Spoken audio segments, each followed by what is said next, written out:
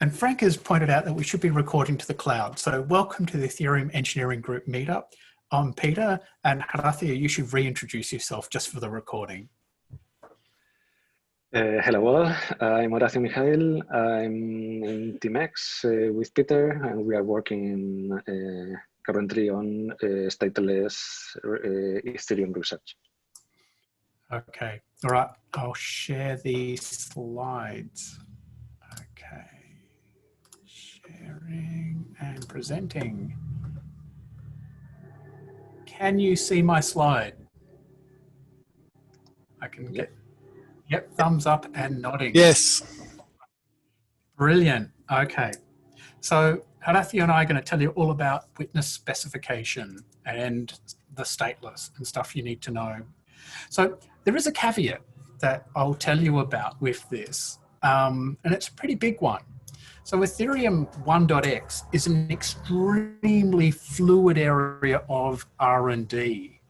It is the near term, so it's happening, you know, sometime in maybe 6 months, maybe a year, but in what we say today could be out of date by sometime tomorrow. It's a very active area of research. So we're going to start off by talking about the ETH 1.x and so the stateless and witness, and just try and give you a high level overview. We're going to talk about the spec itself, and then talk a bit more about the Patricia trees, and then walk through the actual spec, give an example, and then where do we go from here? What's the future look like? So Ethereum 1.x, what is it? How does it relate to, you know, what's it all about? So it's a code name for a comprehensive set of upgrades to mainnet intended to help near-term adoption. And so really it's trying to tackle the fact that the state tree is increasing, and you know, it makes it hard to actually manage the network and operate nodes. So that is the core goal of Ethereum 1.x. So I have got a link, but you should note that most of the information on that page is now wildly out of date. And so when I say state growth, if you have a look at this graph here, you can see this is the number of storage locations, where each storage location is a 32-byte value, and you have a whole set of hashes to, in a Markle try to ensure you've got correct state. So, but as you can see though, even just the raw values that we're keeping a track of, it is growing. Yeah, so trying to reduce the amount of state that people need to keep would be great. And so the idea of stateless Ethereum is that nodes don't need to store any state. Doesn't mean that they don't store state, but they don't need to. And the state that you need to validate a transaction, which is part of a block, is valid, is delivered to the node, and it's called a witness. And so witnesses is what we're going to talk about. So I've said here, witnesses are part of blocks, and there'll be some sort of root witness, and that'll be part of the block header. So this turns out to be a point of contention. And so Alexei, who's one of the key people in Stateless, he says that he doesn't think this will actually happen. For my money, I think it makes sense that it will happen. That, you know, so witnesses will certainly be delivered with blocks, but whether they'll be considered part of a block along with the transactions is a very good question. So to start off, you've got to understand how state is stored in Ethereum. And so all state is stored in Markle Patricia tries. So we've had a big debate over tries and trees and trees and tries. And so some people will pronounce T-R-I-E, tree, which is also perfectly valid. But to differentiate between trees and tries, we're going to call tries tries. So you've got a modified Markle Patricia try. And so this one here is not exactly how it is in Ethereum. So Ethereum has a hexary trie, and often you would have, say, a binary trie where there only have two possible branches from any node. But in this one here, which is a quaternary trie, you've got four possible options coming out of a branch node. And in the hex retry that we've actually got on Ethereum mainnet, you've got 16 possibilities. So you can see that you've got state down the bottom, and you've got these blocks of information, and they go up. And so you can have a node down the bottom. It might have the information needed to index into it, or you may have the whole set of blocks going down, or rather branch nodes going down to the actual data. Or you can have these nodes in the middle, an extension node, which essentially absorbs the multiple layers if you only have one option. So if you're in this structure though, and you wanted to prove that green value, then you don't want to send all of the state along to a node that doesn't have state. And so what you could do is you can send the hash value that equates to all of the information underneath certain parts of the trie. And so to prove that green value, you could send all of these other hashes along, as well as that data. And then if you've got the root hash, then you can prove that that piece of data exists. And so this is essentially what a witness is all about, is you send the data and the other hashes that are needed to then form up and create the root hash for the trie. So when you think of stateless, you've got to think, well, what's the architecture going to look like? Does that change, as far as the nodes in the Ethereum network? Well, there are a few alternative models going around, but how I see it is you're going to have miners, and they're going to hold all state. And when they produce a block, they will include witnesses in the blocks when they're mined. You're also going to have seeder nodes, and they're also going to hold all state. And they're going to deliver state in a push model. So, and the push model is currently named merry-go-round sync. So there are two competing, different but similar proposals. One's from a guy called Piper, and another one from a guy called Alexei. And the idea is that you will share out or push out all of state for the whole state tree across, say, 24, 48, 30, 36, maybe 72 hours. There's still a lack of certainty over exactly what period of time they'll be sharing the state, but that's the plan. And so you've got the miner nodes that are producing blocks with witnesses, and seeder nodes that have got all state, and they're spraying state out. So if you wanted to have state, you could listen. And then you're also going to have semi-stateless nodes. So a semi-stateless node is a node that keeps the state of accounts that it's interested in. And so a semi-stateless node could have no state whatsoever, or it could have all the state. And it's up to its appetite for keeping data and what data it's really interested in. And you could imagine that you will have a network which will look a little bit like this.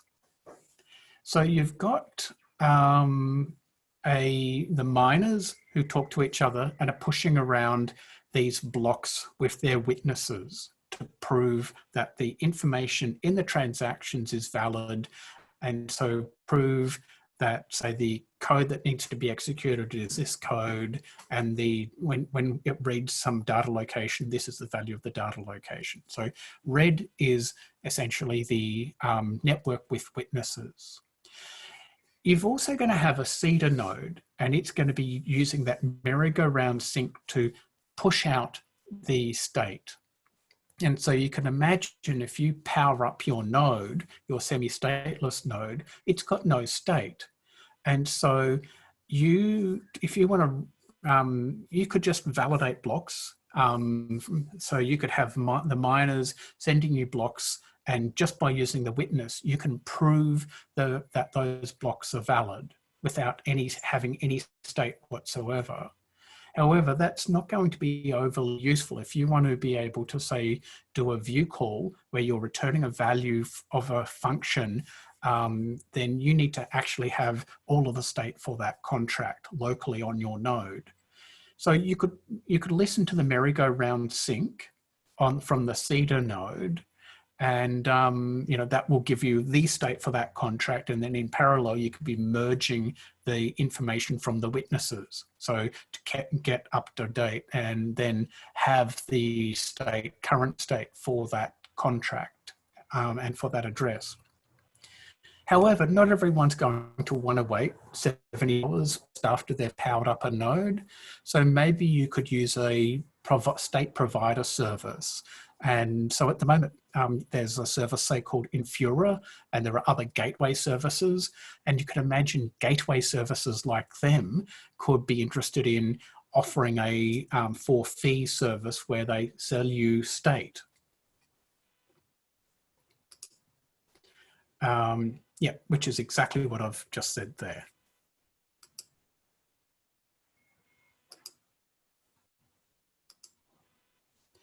So we've talked about Ethereum 1.x, but what about 2.0? So Ethereum 1, the current plan is that Ethereum 1 mainnet will become a shard of Ethereum 2. And so Ethereum 2 is stateless, is planned to be stateless. And so if we can have Ethereum 1 as stateless, then it will help with the transition from a proof of work blockchain to a shard on a proof of stake blockchain. So that's the thought. The whole Ethereum 1 mainnet becoming a shard of Ethereum 2 is relatively contentious. So some people agree it's a great idea, and some people think it'll never happen. So that's, just something to think through. I personally think it makes a great deal of sense, but that's just me.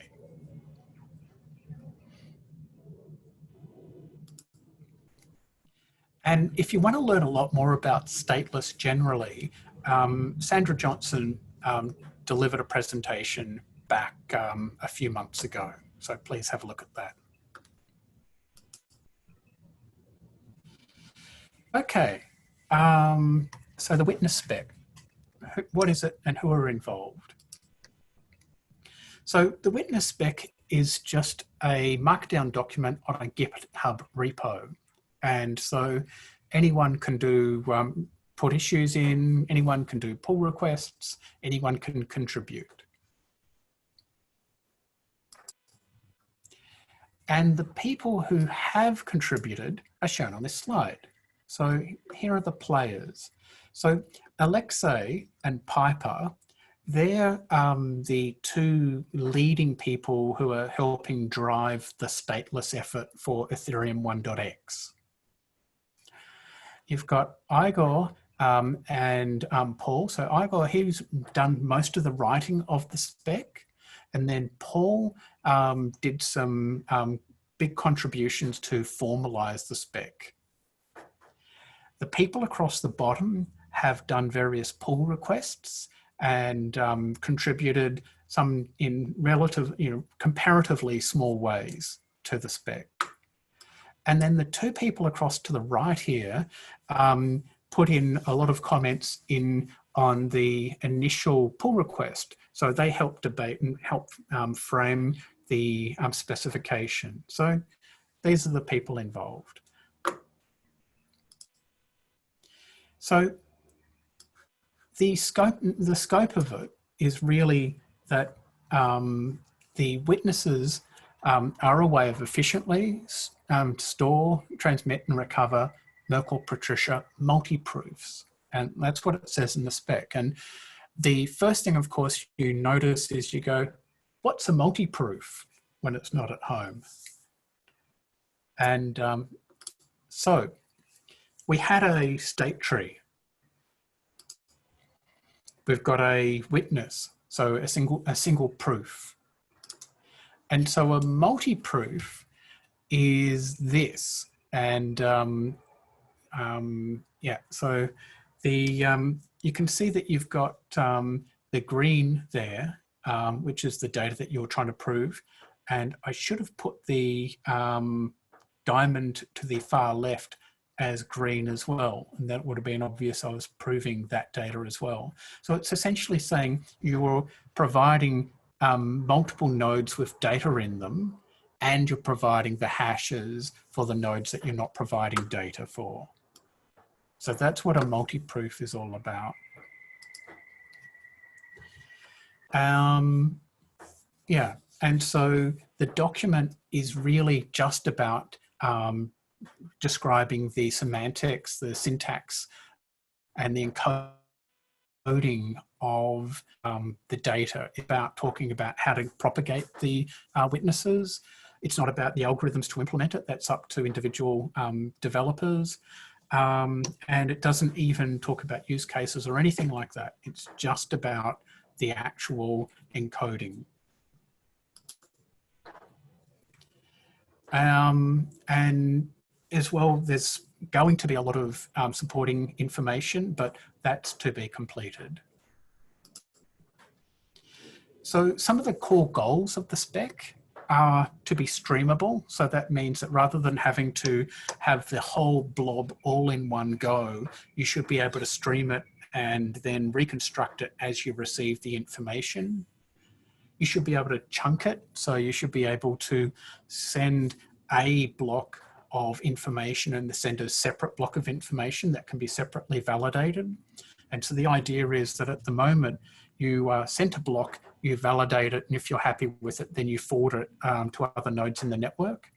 So the thought is that maybe you could independently validate chunks of witnesses and then forward them as you receive them, which should help with propagation times across the network.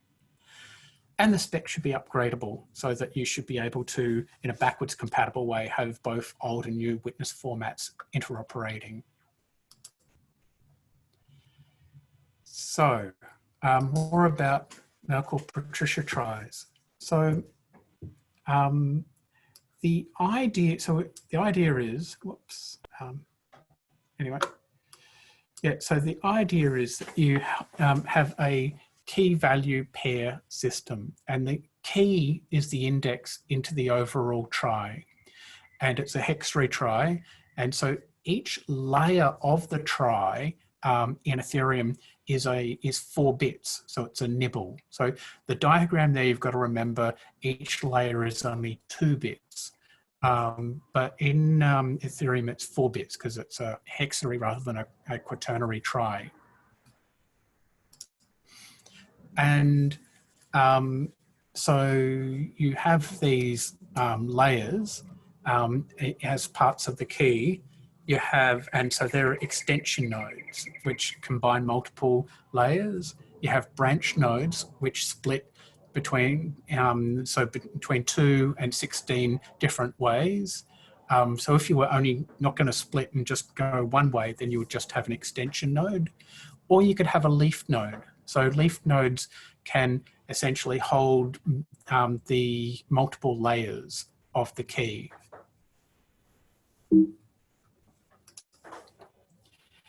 And when you think about the Ethereum system, you've got to think about how it works overall. So you've got a block header.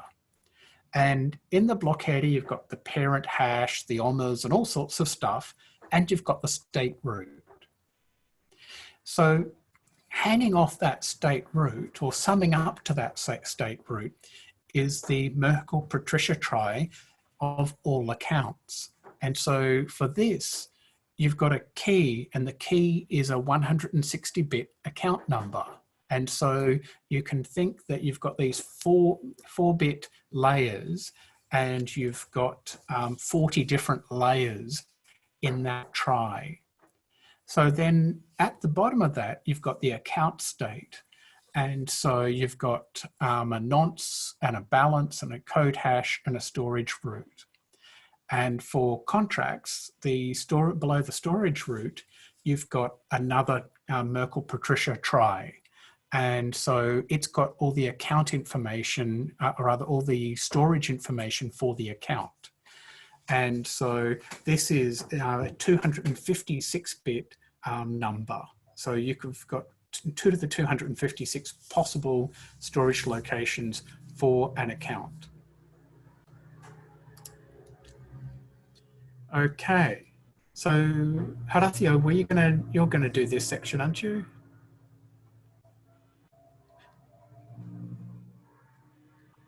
I can. Okay, over to you then. Over to you. And all of us will beam in if you ask us. I'm sure Raghavendra, who knows all about this, will help too. So just say next slide. Yeah, so please, next slide.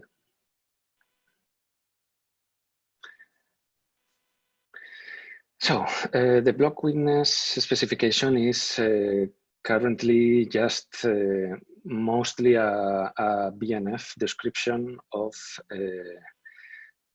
what the witness would be. BNF, for those who are not very much into computer sciences or maybe so that long ago, is a formalized description of syntax and grammar for a language. In this case, the language is the building of the witness. So, for example, in what we are saying here is how the block witness is, to begin with, defined by a version number and a number of trees, which probably should be tries.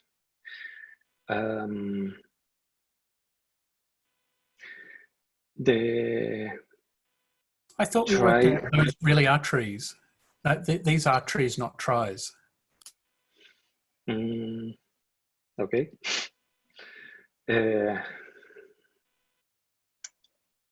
Yeah, now I got lost. A try is a subtype of tree anyway, so you can always call it a tree. Well, we don't encode the index here. That's why I think it can safely be called a tree instead of a try.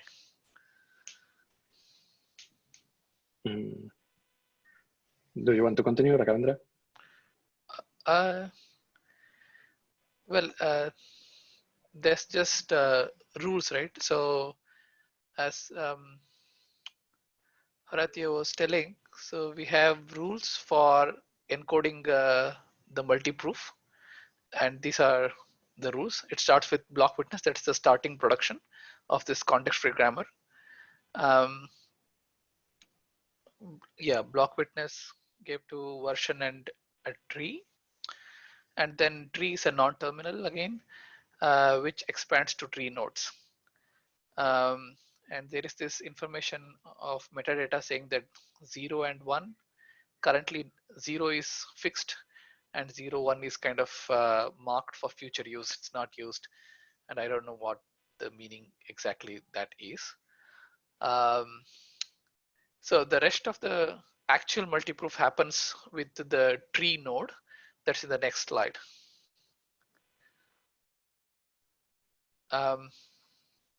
Horacio, feel free to pitch in whenever you want to. Or yeah. Or do you want me to? Do you want me to do it? Yeah, Peter, it's better you talk through it. Yeah. Okay. All right. So I'll. I wonder if I can go back. Here, just a sec. Give me just a sec. All right. Let's present from here. Yeah. All right. So there is something though that we did we did discuss at great length. So in this syntax, there's an up arrow star there, and what that means is you can have 0 or more trees. And so what that means is a block witness might not actually have any trees in it. So we were thinking that maybe that's equivalent to the case when you've got an empty block. And hence you don't have anything to prove.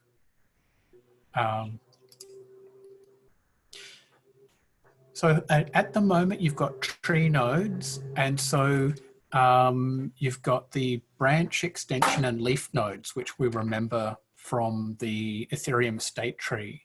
You've also got hashes as well. So you remember that you wanted to have these hashes to replace whole branch areas of the tree.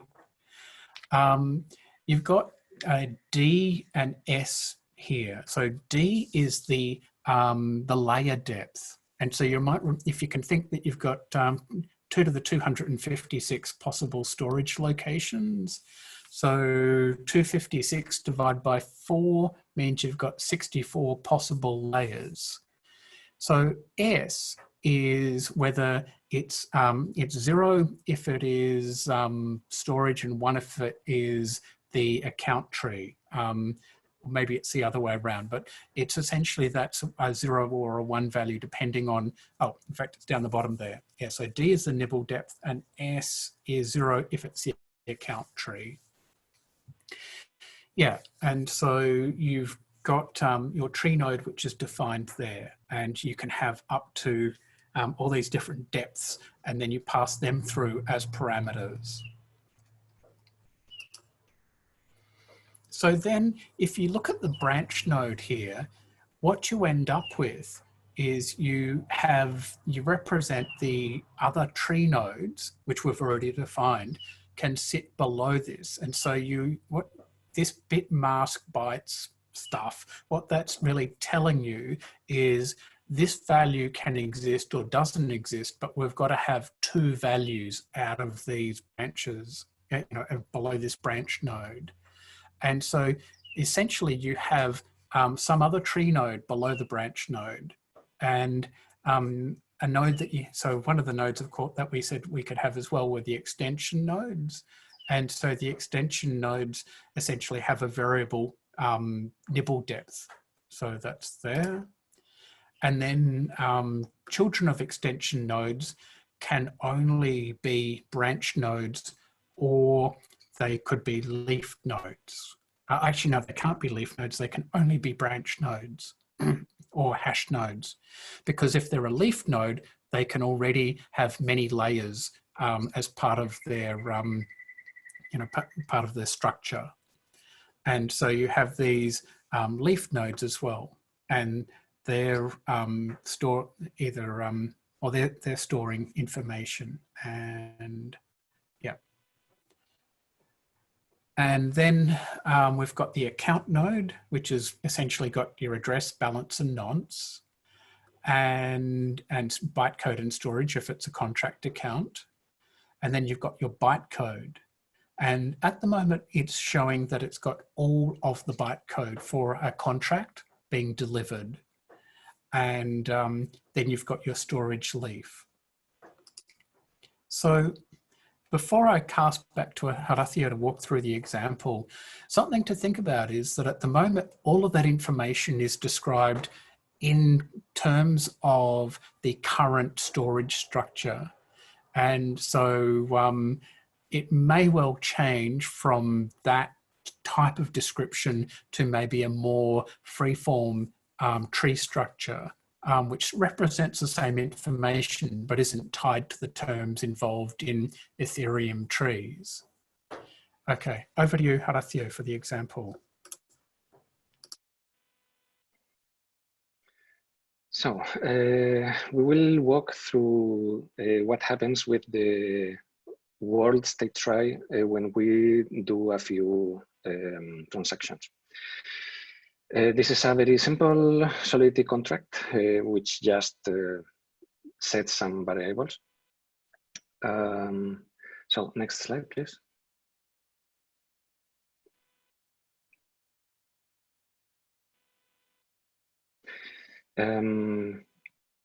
We start with a blank world, just deploy the blockchain, in which there is only one account, which has 90,000 ETH.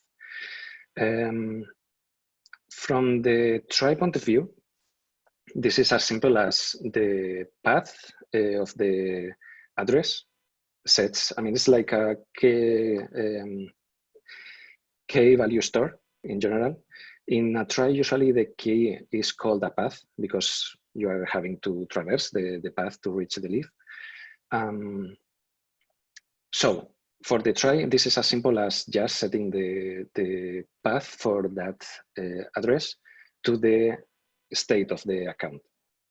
We'll see those details later. It gets a bit more complicated when we look at how actually the trie is implemented in Ethereum with the modified Patricia Markle trie that is defined in the yellow paper. In this case, what we have is just a leaf node in which the key is the encoded path and the value is the RLP encoding of the account state. Again, we'll see that later. And the world state is as simple as getting that node and getting its SHA-3 hash or KEKAK. It's not the real SHA-3, it's the other. It's not the standard SHA-3. The symbol that we saw earlier is, well, we'll see that. Please, next slide. It's worth maybe calling attention to the quantity of encoding that is going on here. The account state is RLP encoded. The address is hashed before using it to get the path. The leaf node, and when we go to the implementation, is again encoded in its own way, so we can distinguish between the different kinds of nodes. And again, we have to get the RLP encoding of the whole node before getting the world state root hash. Next slide, please. In here, we only have a node, and this is the circle that you can see at the right. I'm showing the whole trie that Peter showed earlier. Now we are only looking at this point of the history. We actually only have that node to the right. As we run more transactions, more things will happen. And next slide, please. So, for example, let's send one ETH from the original account to the neighboring account. As you can see, only the last number, the last digit changes. So again, from the trie point of view, it's as simple as set the path to the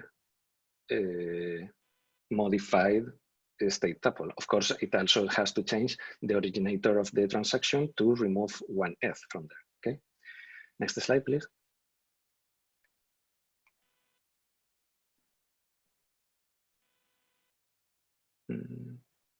Next slide.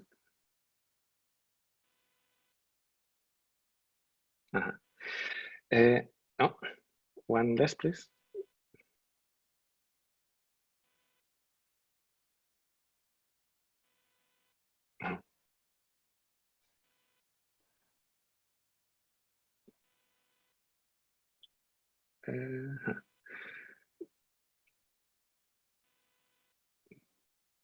Here we are. So we wanted to send from one address to the neighboring one, but turns out that what I wanted to show here is that how the trie changes when you have just a change in the very leaf or very close to the leaves.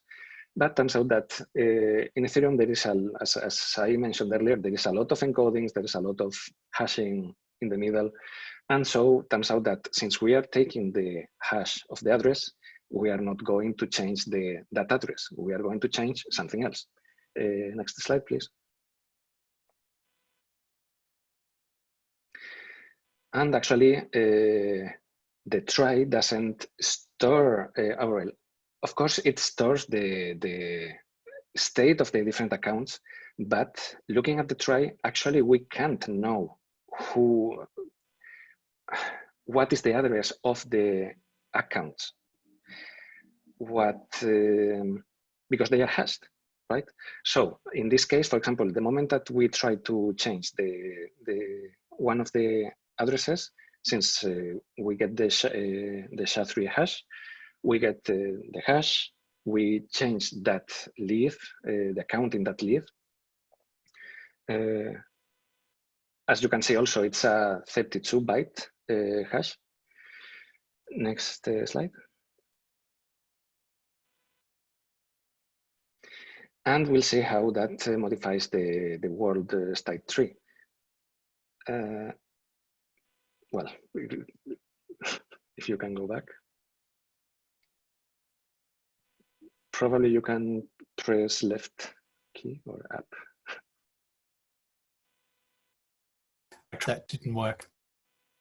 Okay. Yeah. So the first account, its hash started with an E. The second account, its hash started with a 9. Let's remember that for the next slide. Next slide.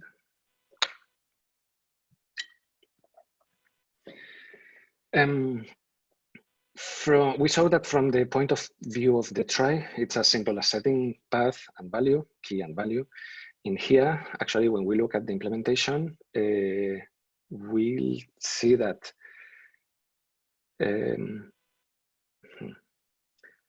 we'll have to have a branch node from which both new leaves will hang. And here again we have what Peter mentioned earlier. These symbols only represent a quaternary trie. What we need actually in Ethereum, what we use in Ethereum is a hexary trie or a 16-way trie. So next slide, please.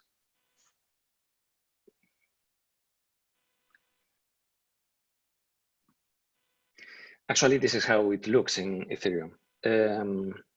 We have the 16 slots in the branch node, and as we saw earlier, we have 2 addresses, one starting with 9, one starting with E. That's why each of them is hanging from those branches. All the rest are empty slots. And actually, it's even a bit uglier in Ethereum. Please, next slide. Because it turns out that in each node in Ethereum can turn out to be a terminal node in which we already find a value. So that's the black square here. That could be a possible value in the node, apart from the 16 branches. And also there is an extra leaf that appeared because it got the gas from the transaction that sent the ETH from one address to the other. And that one is hanging from the ETH. Next slide, please. As mentioned earlier,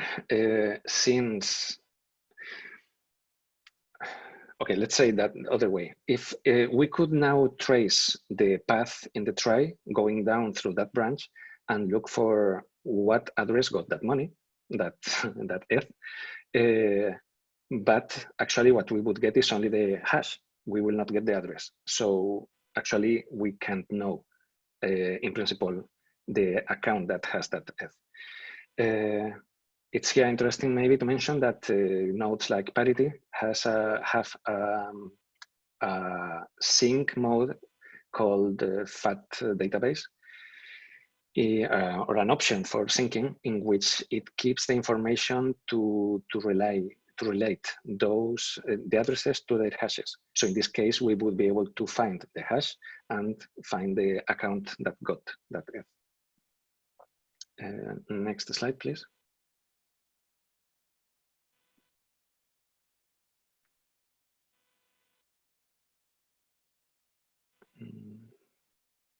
Yeah.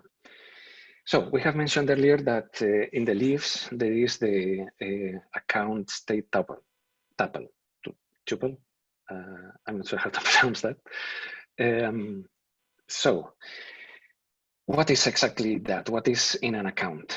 So the yellow paper defines that as 4 fields. 2 of them is the nonce of the transaction, the next transaction that will be sent from that account starts in 0. The next field is the balance, which is the quantity of ETH available to that account. Both are just integers, which is hiding a lot of complexity, possible complexity, but the important thing is that they are variable length in principle. And then we have the storage root and the code hash, which are defined to be 32 bytes long. The variable length is interesting because RLP encoding doesn't care about types. It's for RLP, everything is just a list of items, possibly recursive. So it can be a list of lists.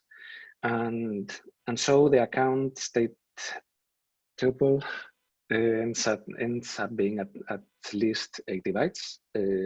As the nonce are balance grow, it can be bigger.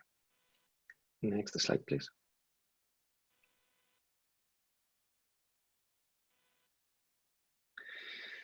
So to get, we can actually get from a node the proof that that shows that the state of a leaf corresponds to the world state that is hashed in the header of a block.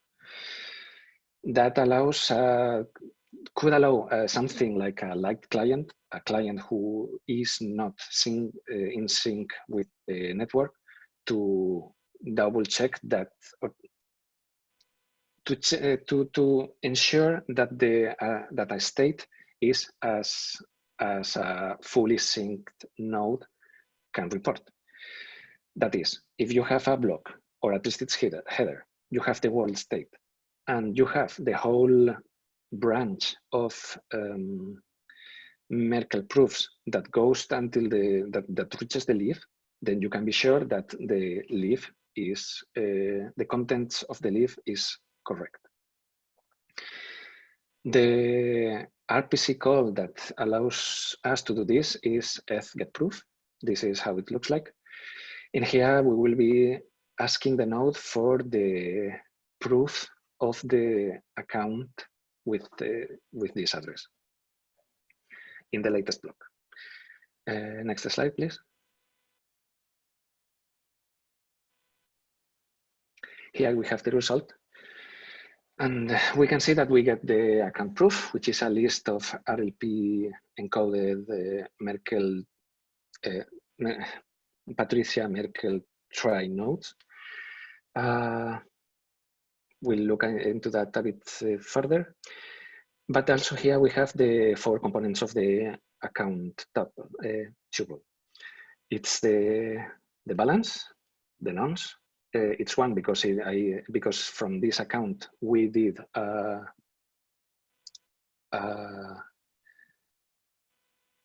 because it got the contract deployed. We have the storage hash and the code hash. The storage proof is also another proof that can be requested from the node that would give us Markle proofs for the memory slots used by the contract. In here, we didn't request any, so that field is empty. Next slide, please.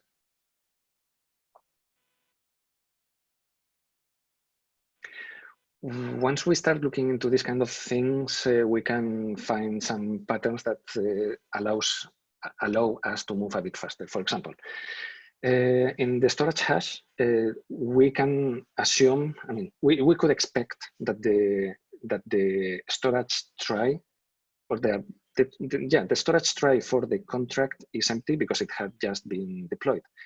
And actually here we can confirm that easily because this hash that is shown here, starting with 56, is the hash that you get when you hash an empty node, which is telling us that the whole try is empty.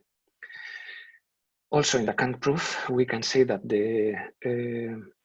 it's a list of two RLP encoded somethings, and the first one is very big, which is a hint that it's a branch node with its 16 branches. And each of those bytes that are 80 is an empty branch. that's how RLP encodes an empty, the empty list. And yeah, that's it from, well, the next slide.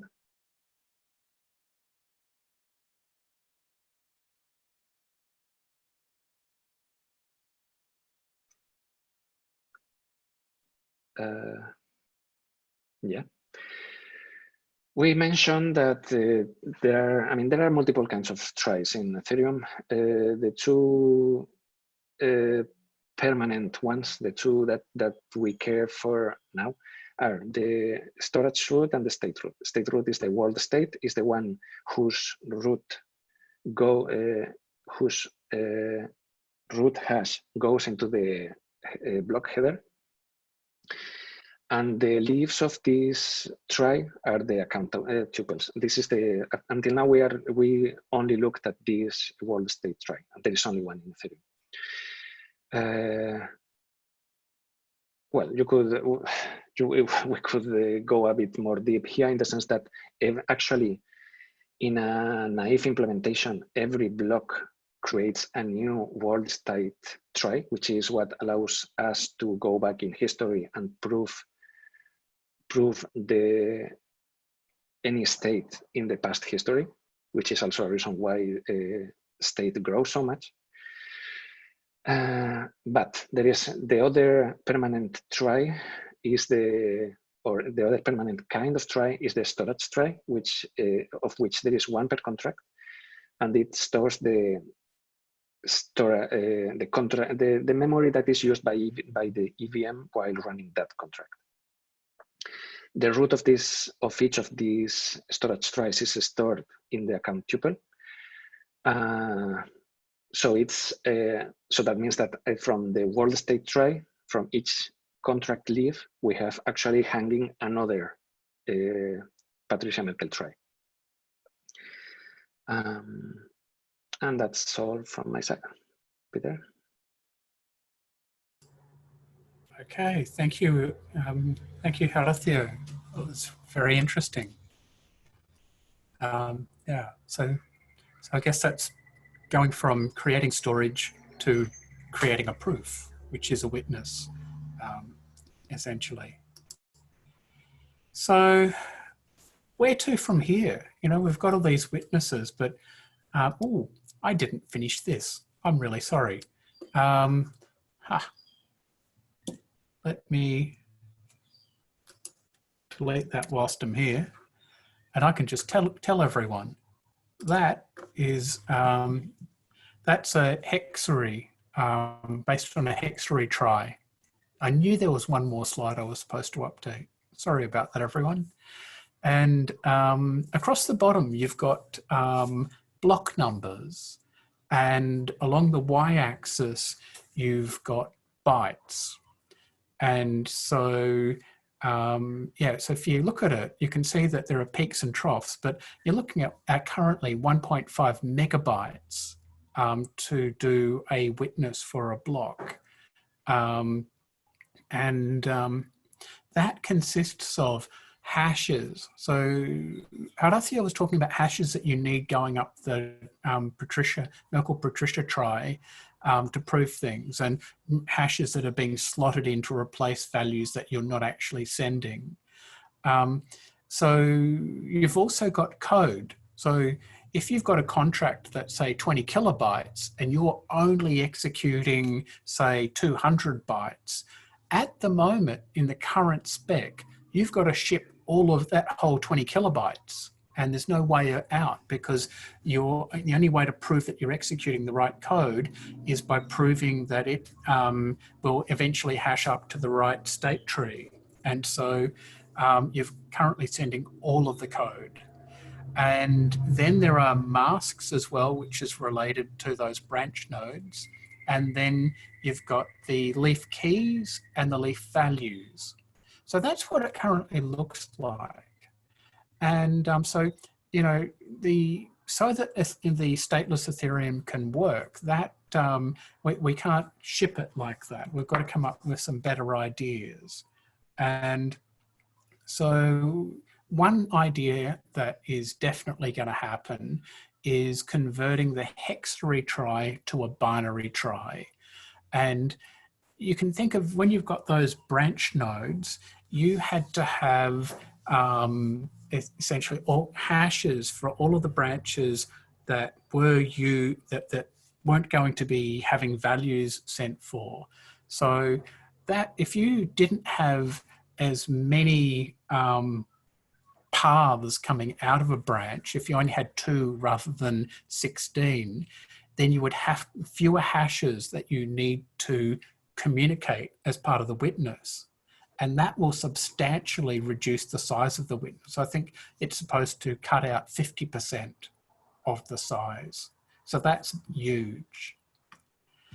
Code Merkleization. So maybe rather than just having the code as a single blob, maybe you could somehow rather only ship the code that you need, or some part, or maybe ship a superset of the code you need. Maybe you could break it into fixed size blocks or do something smart like that. So there are lots of people looking into that. And in fact, Team X at Pegasus Consensus, we're looking at that in particular. Another area of possibility is using polynomial commitments point proofs to essentially replace the Markle-Patricia tries. And so the thought is that rather than having hashes, you can do some sort of mathematical thing to succinctly prove that a value is part of the state root. So there are currently a few issues that are being worked on. They may be insurmountable. So this whole polynomial commitment thing may not proceed. But Raghavendra has been looking into it, and he's going to tell us his thoughts on that in a meetup talk in about, I think it's 6 weeks' time.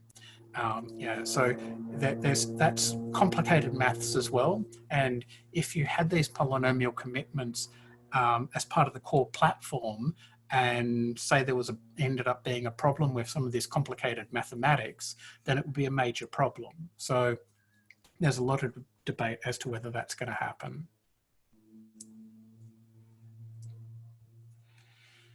So to sum up, Ethereum 1.x, it aims to reduce the cost of operating nodes in the Ethereum network, primarily by reducing the amount of state that a node needs to store.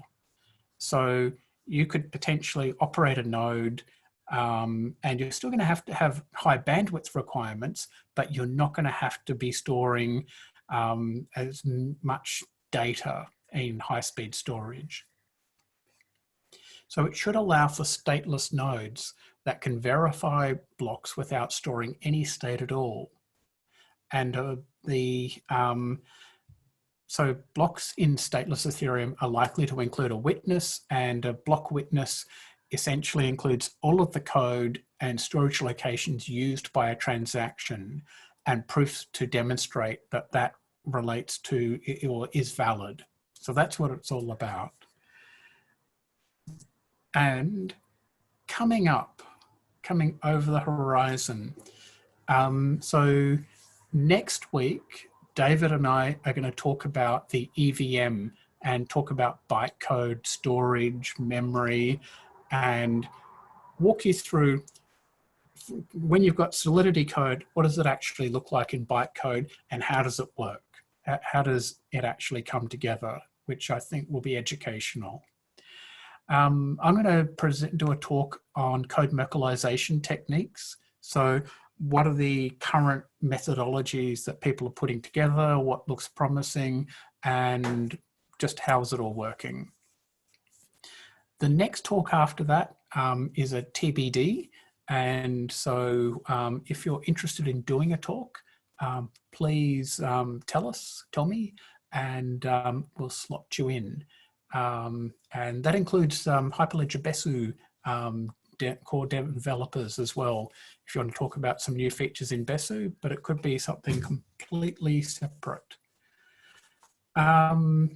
Okay, on July 13th, there's the Supply Chain on Blockchain conference. So the call for speakers is currently open. I encourage everyone to consider putting in a speaking proposal for that conference. You can also buy tickets as well. So go to the website and then you can go to either EasyChair to put a speaking proposal in or Eventbrite to buy a ticket. Tickets are only $20, so it's a good time to get a ticket. And then Raghavendra is going to tell us about polynomial commitments. And that's the end of the talk. So I hope everyone's learnt something. And yeah, are there any questions?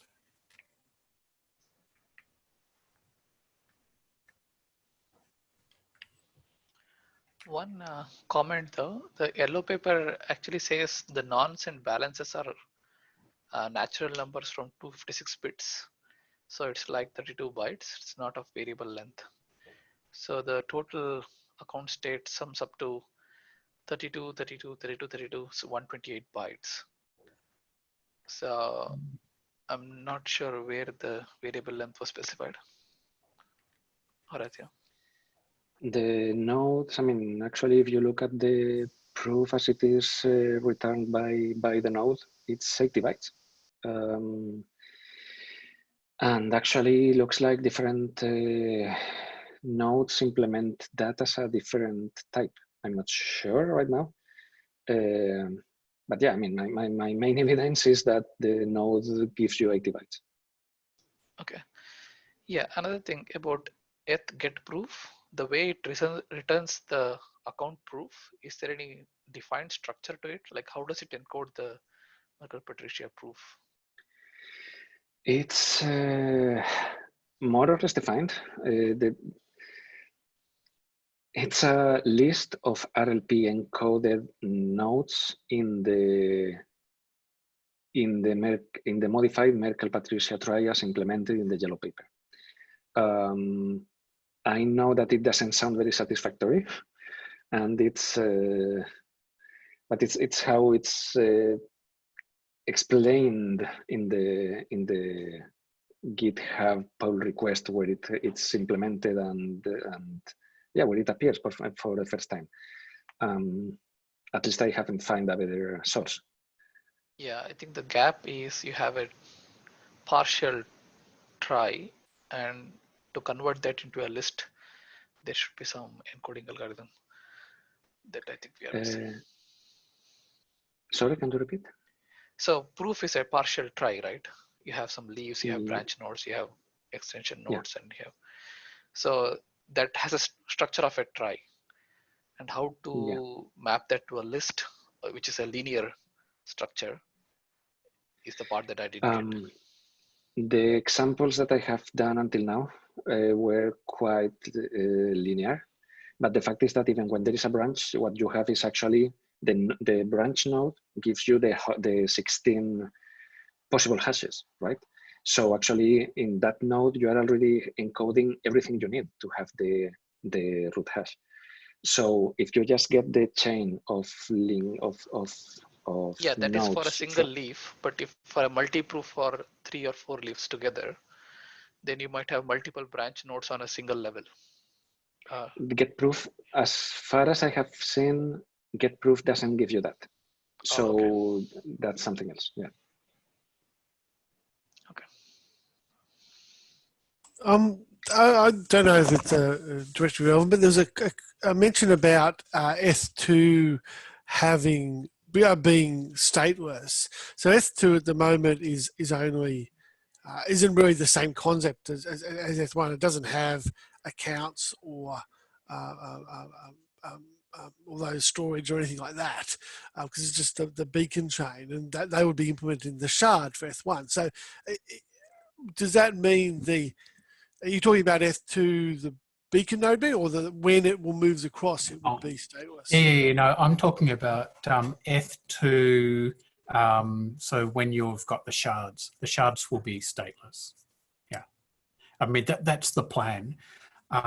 So this is another area of contention. So there are some people who are not sure that validator nodes that are completely stateless will make sense either.